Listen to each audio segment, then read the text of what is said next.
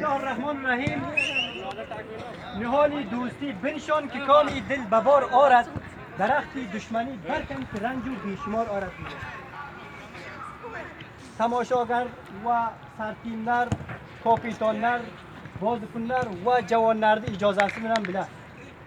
Albatta ko'pdan ko'p xush kelibsizlar deyman va do'm hammalaringizga arjguzorlik qilaman va tak taklaringizdan qadrdonlik qilamanki be xotiri do'stlik, ittifoq va ittihodlikda pobarjo qilgan uchun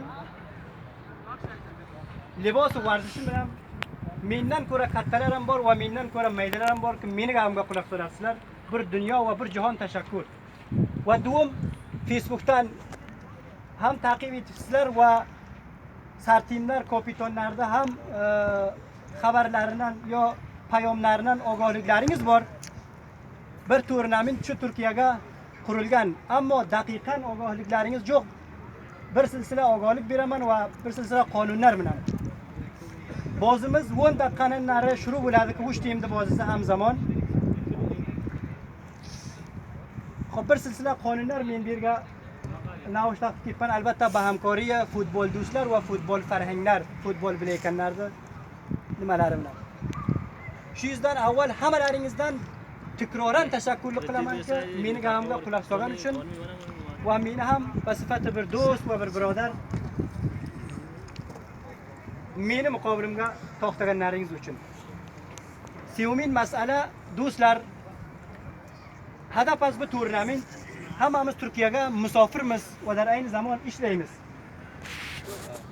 Sayma, vatandan uzoqmiz. Ammo sizlar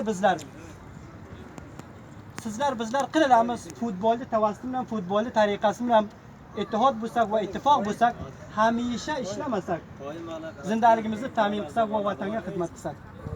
Futbol ne tanho bir jom emas, balki futbol ulguy az muhabbat va ulguy az robita va payvand. Chorvid masala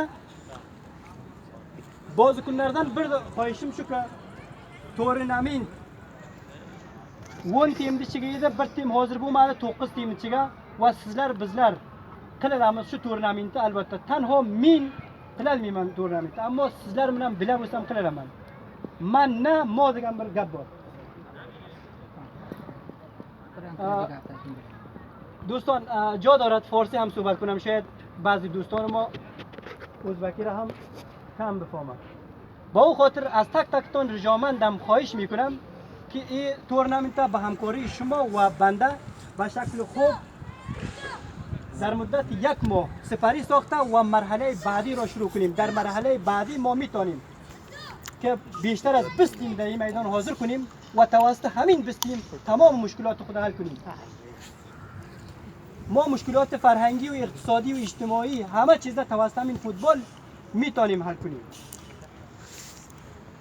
بازم خود یک بار معرفی کنیم. اسم ما محبوب الحق است، نوری تخلص میکنیم. بیشتر از 1 سال میشه در ترکیه هستیم، فارغ التحصیل از پانتون جوزجان. ولی ما در یک سلسله قانونی چیز کردیم. دوستا بازی که شروع می شود از تماشاچیان خواهشمندیم که هیچ تماشاچی و هیچ کاپیتان و هیچ بازیکنی که در چنج هست داخل این میدان نمی باشه. بازی ها رفت برگشت است.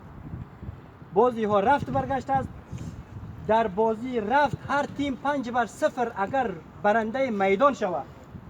در بازی برگشت اگر 6-0 بازی را ببازه باز هم تفاضل گل حساب میشه. تو گفته نشود که بازی رفت ما برده بودیم و در بازی برگشت باختیم، یا 30 دقیقه فوتبال میکنیم یا در پنالتی کشیده شود. این رقم نشود. فهمیده شد انشالله. و دومین مسئله در داخل بازی بجز کاپیتان، البته به مشوره دوستا و به مشوره سرتیما ما داور انتخاب کردیم و خودم هم یک بازی را داوریش حکمیتش پیش میبریم.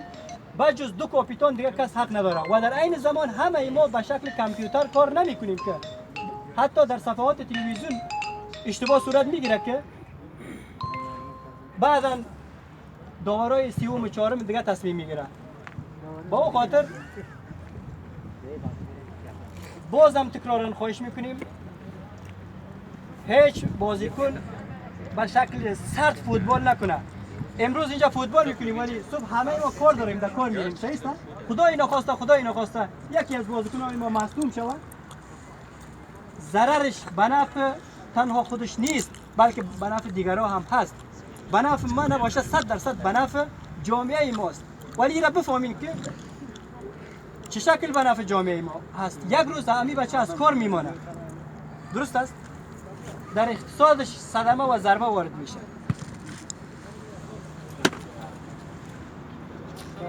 و همچنان در داخل ساحه حق دو مربی را داره، بجز دو مربی یا دو سرتیم دیگر نفر در داخل ساحه نمی باشه. این خواهش من از شما.